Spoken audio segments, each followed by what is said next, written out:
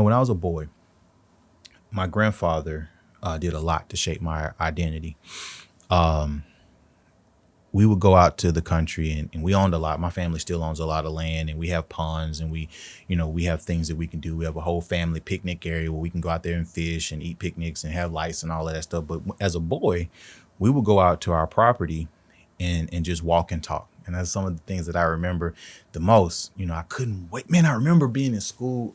Second grade comes to mind, but man, when it started getting warm, I checked out. I was like, I could be fishing right now. You know what I mean? Go and walk with my granddaddy. And we would go out to our property. And I remember walking back, because we did a lot of walking back then. He liked to walk. And we were walking back to the pond or something. And it's really neat, man. You got these benches. My dad made all these benches and stuff you can sit down with and so forth. And he says, we were walking down the road and these grasshoppers was just jumping everywhere. And he asked me a question. He stopped and he asked me a question. He said, "Boy, what did you see?" Well, I saw a grasshopper jump. Did it know where it was going? I was like, no. He said, "Come here, boy." And we went to his ant pile. And you saw these lines of ants. Everybody's seen these lines of ants. They're just busy. They're their own purpose. And they stop for a minute.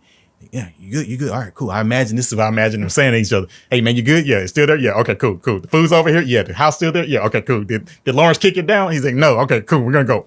And they're on purpose, right? I don't know why I imagine that dialogue every time I see them happening, but that's what they do. They talk for a minute. It's like high five and then just, but you still see ant mounds in the winter. You don't see grasshoppers.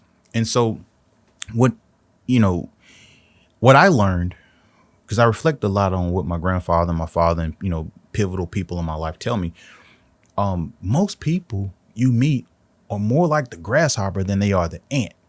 Okay. The ant knows that winter's coming. They don't know when, but they know that they have a purpose and they have to do something. They know their identity. They know they're really strong. They know they follow directions, and it's just a simpler existence. The grasshopper jumps because of a stimulation.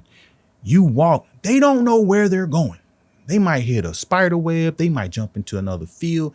And if you chase them, they're just going to keep jumping. How many people do we meet that are just jumping through life? They get a stimulus, and you know what that stimulus most likely is?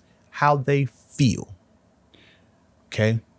I feel this way. And they get all bent out of shape, and you ask them why, and they don't know because they hadn't been told. And especially people that are, regurgitating things that they see online. They're grasshoppers. It takes time to settle down and to understand who you are.